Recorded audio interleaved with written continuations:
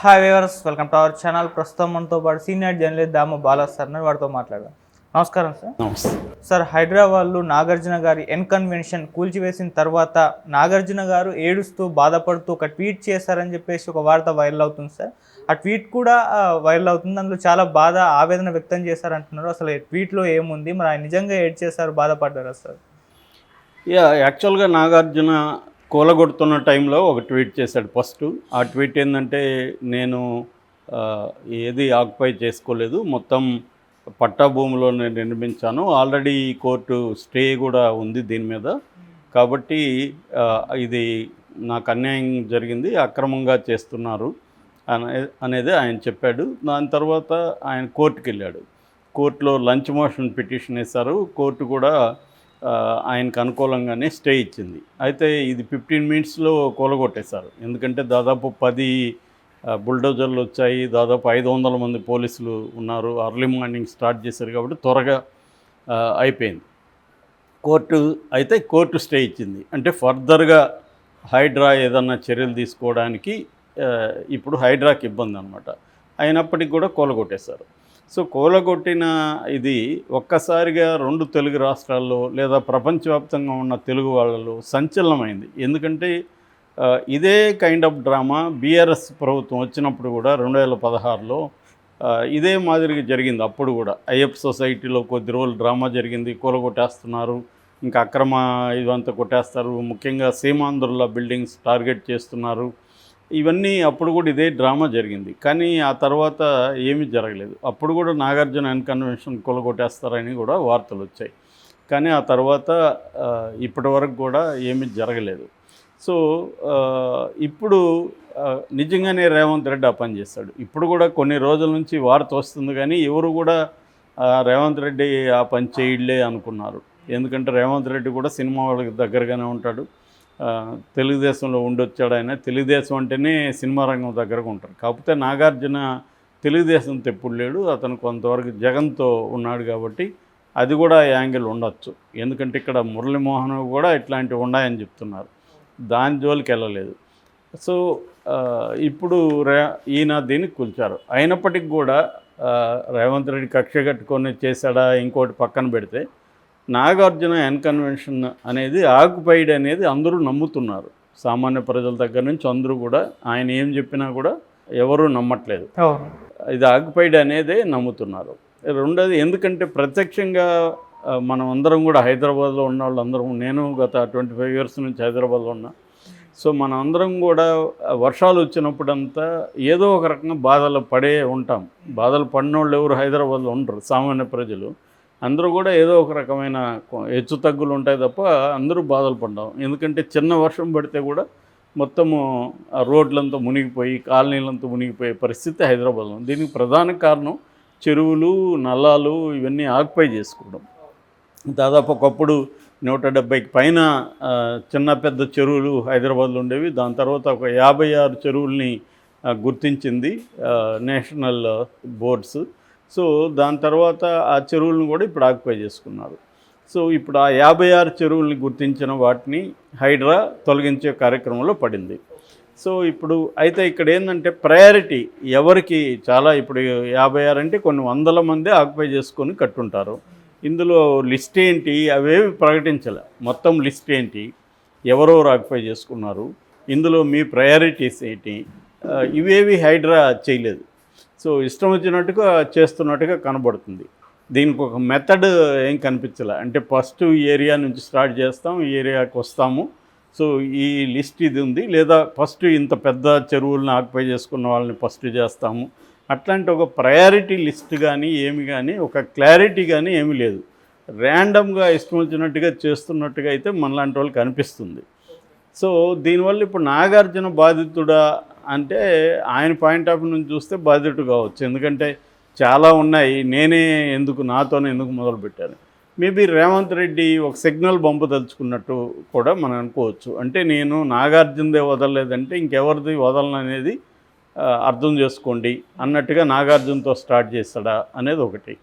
So ఇంకొక ప్రతిపక్షాలు ఏం మాట్లాడుతున్నారంటే, అసలు ఇదంతా కూడా హైడ్రా కాదు, ఇది హై డ్రామా, ఇదంతా డైవర్షన్ పాలిటిక్స్, ఆయన రైతు రుణమాఫీలు ఇవి చేయలేదు, మిగతా హామీలు నెరవేర్చలేదు కాబట్టి దానికి మీద జనం దృష్టి మళ్ళించడానికి ఈ హైడ్రామా ఆడుతున్నాడు.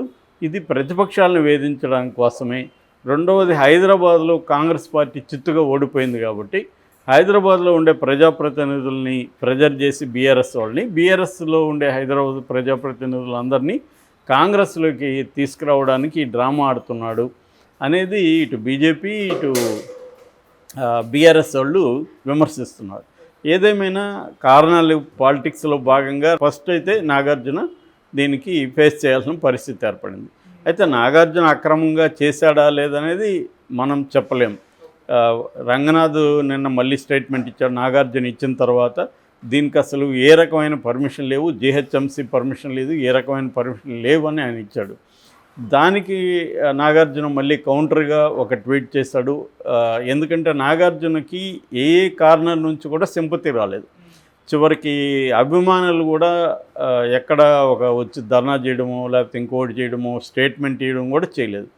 సినిమా ఇండస్ట్రీ నుంచి కూడా ఎవరు ఇది అన్యాయం అని కానీ ఇంకోటి కూడా మాట్లాడలేదు. అంటే క్లియర్గా నాగార్జున చెరువుని ఆక్యుపై చేసి కట్టుకున్నాడని ప్రజలందరూ నమ్ముతున్నారు. అక్రాస్ ద పార్టీస్ కావచ్చు, అందరు సెక్షన్స్ కావచ్చు. పొలిటికల్ పార్టీలు మాత్రమే డైరెక్ట్గా నాగార్జున ఖండించలేదు, కానీ ఓవరాల్గా హైడ్రామా అని ఇంకోటని మాట్లాడడం మొదలుపెట్టాయి. నాగార్జునది స్పెసిఫిక్గా ఎవరు ఖండించలేదు. నారాయణ లాంటి వాళ్ళు అయితే నాగార్జున కన్వెన్షన్ హాల్ కూలిపోయిన దగ్గరికి వెళ్ళి ఇది 10 ఏళ్ళుగా దీంట్లో వచ్చిన ఆదాయాన్ని కూడా కక్కించండి, ఇవన్నీ కూడా ఆయన మాట్లాడుతున్నాడు. ఎందుకంటే ఆయన ముందు నుంచి కూడా బిగ్ బాస్కి నాగార్జునకి వ్యతిరేకంగా ఉన్నాడు కాబట్టి ఆయనకి ఇది ఒక ఛాన్స్ దొరికింది. ఇలాగ నాగార్జున మీద అన్ని వైపుల నుంచి ఒక కార్నర్ రావడంతో నాగార్జున దాదాపు కన్నీళ్లు పెట్టుకున్నంత పనిచేశాడు. ఎందుకంటే నాగార్జున లైఫ్లో ఇంత నెగిటివిటీ అనేది ఎప్పుడు రాలేదు. మామూలుగా అతను అజాశత్రులాగా ఉంటాడు, ఎవరితో ఎనిమిటీ ఉండదు. అంటే అది నాగేశ్వరరావు దగ్గర నుంచి ఒక రకంగా వచ్చింది.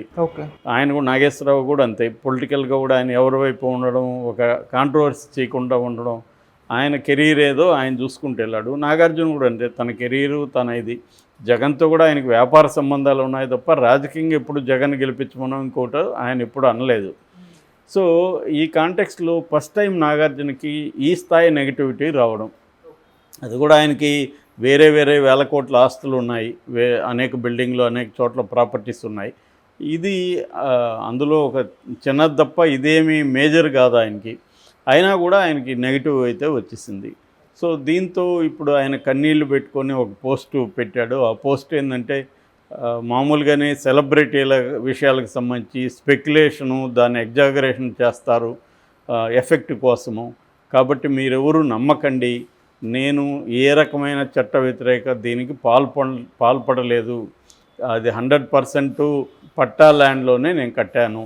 నాకు ఇప్పుడు కోర్టు కూడా ఇది ఇచ్చింది, కోర్టు కేసు ఉంది, కోర్టు ఏం చెప్తే నేను కోర్టు మీద నమ్మకం ఉంది, కోర్టు ఏం చెప్తే నేను దానికి బద్ధుడై ఉంటాను, బైండ్ అయి ఉంటాను. కాబట్టి మీరు ఈ పుకార్లను రూమర్లను నమ్మద్దండి అని ఆయన అభిమానులకు ప్రధానంగా చెప్పాడు. అంటే ఒక రకంగా చాలా బాధగా చెప్పాడని, నాగార్జున ఏడ్చాడని, ఇలాగా రకరకాలుగా దీని మీద కామెంట్స్ వస్తున్నాయి. ఆ పోస్ట్ కింద కూడా ఆయన అభిమానులేమో సార్ మేము మీకు సపోర్ట్ ఉంటున్నాము అవి ఇవి కామెంట్లు పెడుతున్నారు. చాలామంది ఏమో అసలు మేము మిమ్మల్ని నమ్మరా బై ఆక్యుపై చేసుకున్నామని క్లియర్గా తెలుస్తుందని ఆ ఫోటోలు ఏరియల్ షాట్లు అంతా పెడుతున్నారు చెరువు పక్క. సో ఇది అంటే ఈయన ఇంకొకటి ఏంటంటే నాగార్జున రంగనాథ్ చేసిన దానికి ఏం సమాధానం ఇవ్వలేదు నాగార్జున. ఇప్పుడు పర్మిషన్ రాలేదని రంగనాథ్ క్లియర్గా చెప్తున్నాడు. నాగార్జున వచ్చాయా లేవో చెప్పాలి కదా, అది ఎందుకు చెప్పట్లేదు నాగార్జున? ఇప్పుడు జీహెచ్ఎంసీ పర్మిషన్ ఉందా లేదా అని చెప్పాలి. పట్టా భూమిలో కట్టుకున్నా అన్నాడు. పట్టా భూమిలో కూడా కట్టుకోకూడదు. ఏది ఎఫ్టీఎల్ దగ్గర ఉన్న పట్టా భూమి ఉంటే అక్కడ మొక్కలో ఇంకోటి పెంచవచ్చు, కానీ కాంక్రీట్ బిల్డింగ్స్ ఏవి కట్టకూడదు అనేది రూల్ అనమాట. సో కట్టకూడదని రూల్ ఉన్నప్పుడు ఆ విషయం ఎందుకు నాగార్జున మాట్లాడట్లేదు? నేను పట్టా భూమిలో కట్టుకుంటున్నాను అన్నాడు, కానీ ఈ కట్టడం అక్రమా కాదా, పర్మిషన్లు ఉన్నాయా లేవా అనేది చెప్పట్లేదు నాగార్జున. అక్కడ మళ్ళీ జనాలకి డౌట్ వస్తుంది. ఆయన అంటున్నాడు ఎగ్జాగరేట్ చేస్తారు, ఖచ్చితంగా చేస్తారు. మీడియా ఎనీ సెన్సేషనల్ ఇష్యూని మీడియా హైప్ చేస్తుంది, కానీ వాస్తవాలు అయితే చెప్పాలి కదా. రంగనాథ్ ఒక ఆరోపణ చేశాడు, దానికి నాగార్జున సమాధానం ఇవ్వలేదు. కేవలం బాధపడితే లాభమే ఉంది. సో ఫ్యాక్ట్ అనేది ఉంచాలి ప్రజల ముందు.